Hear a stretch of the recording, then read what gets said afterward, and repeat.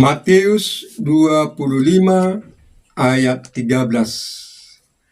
Karena itu berjaga-jagalah, sebab kamu tidak tahu akan hari maupun akan saatnya. Itu adalah firman Tuhan yang tertulis pada kitab Matius pasal 25 ayat 13. Supaya kita berjaga-jaga dalam iman. Yesus memberikan perumpamaan tentang 10 gadis, 5 diantaranya bijaksana dan 5 yang bodoh, yang sedang menantikan kedatangan pengantin. Biasanya pengantin itu datang di waktu malam, maka mereka menyediakan obor. Hanya saja yang 5 orang gadis bodoh itu tidak menyediakan minyak sebagai cadangan. Sedangkan 5 orang yang bijaksana itu menyediakan minyak sebagai cadangan. Ketika mereka menantikan di waktu malam itu, mereka mengantuk dan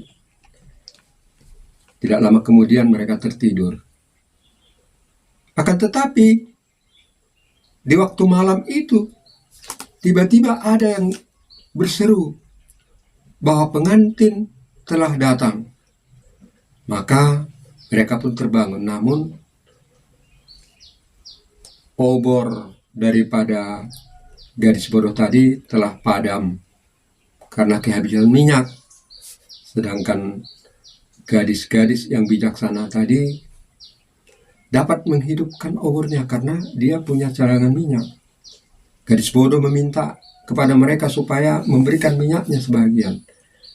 Akan tetapi gadis bijaksana itu mengatakan, pergilah cari ke tempat lain kepada si penjual, karena kami mungkin nanti tidak cukup bagi kami minyak ini. Lalu pengantin pun datang dan memasuki ruangan, diiringi oleh gadis yang bijaksana tadi, lalu pintu ditutup. Maka tidak lama kemudian gadis yang bodoh tadi datang dan mengetuk pintu. Namun pintu tidak dibukakan lagi bagi mereka.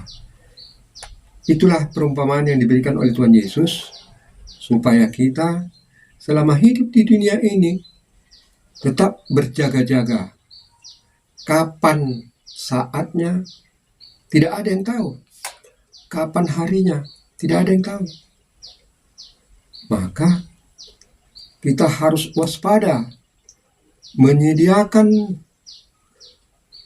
iman yang selalu menyala-nyala, iman yang hidup,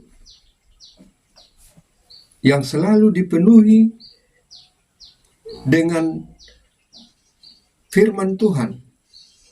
Iman yang menyala-nyala itu akan dapat hidup apabila dipenuhi dengan firman Tuhan.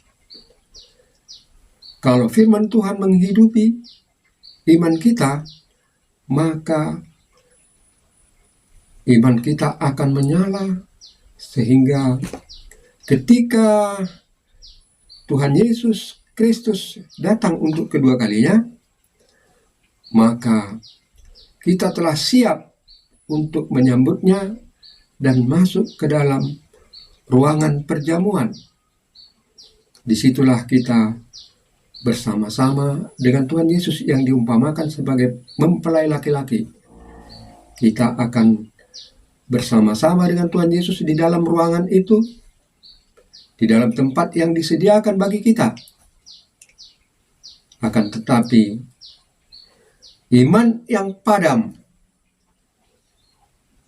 akan padam dia karena tidak disirami dengan firman Tuhan.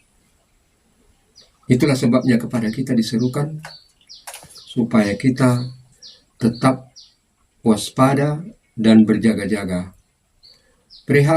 Peliharalah iman supaya tetap hidup dan menyala.